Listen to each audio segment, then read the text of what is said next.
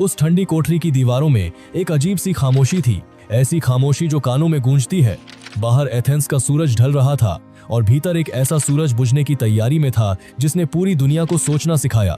सुकरात, वह बूढ़ा आदमी जिसके पैरों में बेड़ियां थीं, लेकिन जिसकी आंखों में पूरे ब्रह्मांड की चमक थी। उसके सामने जहर का प्याला रखा था हेमलॉक। मौत बस 1 घंटे की दूरी पर थी। उसके शिष्य रो रहे थे, उनकी सिसकियां उस अंधेरी गुफा जैसी जेल में टकरा रही थीं। लेकिन सुकरात, वह मुस्कुरा रहा था। वह ऐसे बैठा था जैसे किसी शादी के उत्सव में जाने की तैयारी कर रहा हो। सुनो उस आखिरी संवाद को जो इतिहास के पन्नों में खून और दर्शन से लिखा गया है।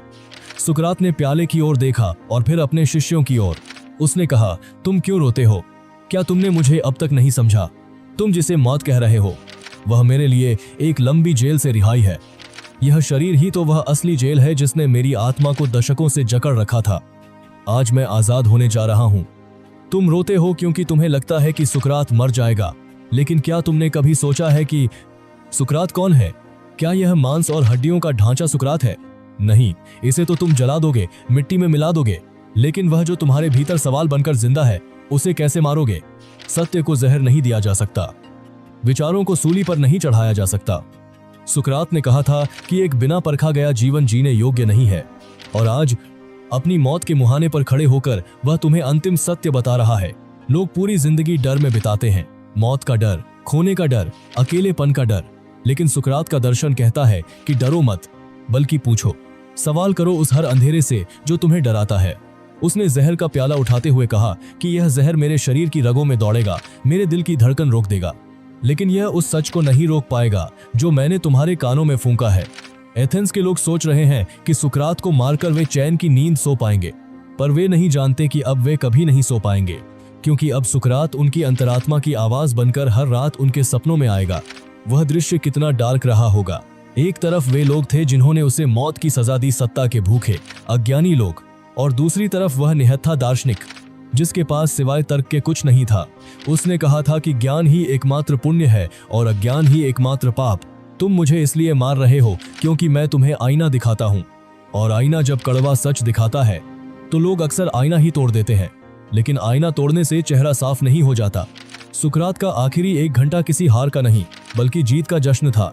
उसने अपने शिष्यों से कहा, जब जहर अपना काम शुरू करे तो मेरे पैर ठंडे होने लगेंगे, फिर मेरा पेट, फिर मेरा सीना। जब मैं बोलना बंद कर दूं तो समझ लेना कि मैं उस पार पहुंच गया हूं जहां कोई झूठ नहीं है। दर्शन का अर्थ केवल बड़ी बड़ी बातें करना नहीं है, बल्कि मरने की कला सीखना है। सुकरात ने अपनी मौत से यह साबित किया कि जो व्यक्ति अपने सत्य के लिए मर सकता है, असल में वही जीवित है, बाकी सब तो बस सांस लेते हुए मुर्दे हैं। उसने जहर पिया, घूंट घूंट करके। उसने अपनी पत्नी और बच्चों को विदा किया ताकि वे उसके अंतिम ध्यान में बाधा न बने। वह रोमांस जो सुकरात का सत्य के साथ था, वह किसी भी सांसारिक प्रेम से गहरा था। वह मौत के आलिंगन में ऐसे उतरा जैसे कोई प्रेमी अपनी प्रेमिका की बाहों में उतरता है, बिना किसी पछतावे के, बिना किसी नफरत के। यहाँ तक कि उसने उस जल्लाद को भी माफ कर दिया जिसने उसे जहर दिया था। सुकरात ने कहा था, मैं नहीं जानता कि मौत के बाद क्या है, लेकिन मैं यह जानता हूँ कि एक अच्छे इंसान के साथ कभी कुछ बुरा नहीं हो सकता, न इस जीवन में और न मौत के बाद। यह भरोसा कहाँ से आता है? यह उस गहरे आत्म निरीक्षण से आता है जहां तुम अपने भीतर की डार्क रियलिटी से रूबरू होते हो। हम सब अंधेरी गुफाओं में जी रहे हैं, परछाइयों को सच मानकर। सुकरात वह था जिसने गुफा से बाहर निकलकर सूरज को देखा और वापस आकर हमें बताया कि जिसे हम सच मान रहे हैं वह सिर्फ भ्रम है।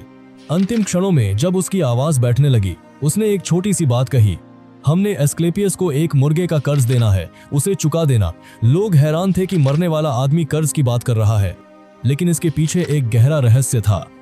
एस्क्लेपियस स्वास्थ्य के देवता थे। सुकरात कह रहा था कि यह जीवन एक बीमारी थी और मौत उस बीमारी का इलाज है। वह देवता का शुक्रिया अदा कर रहा था कि आज वह इस नश्वर संसार के रोगों से मुक्त हो रहा है। सोचो, क्या तुम अपनी मौत के वक्त इतनी शांति से कह पाओगे कि तुम्हारा कर्ज उतर गया? क्या तुम उस डार्कनेस में बिना डरे कदम रख पाओगे?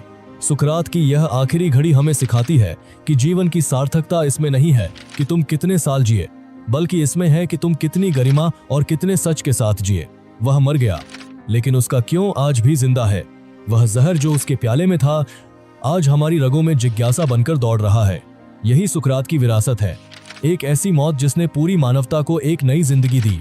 एथेंस की वह जेल आज भी गूंजती है उस बूढ़े आदमी की हंसी से जिसने मौत को भी मात दे दी।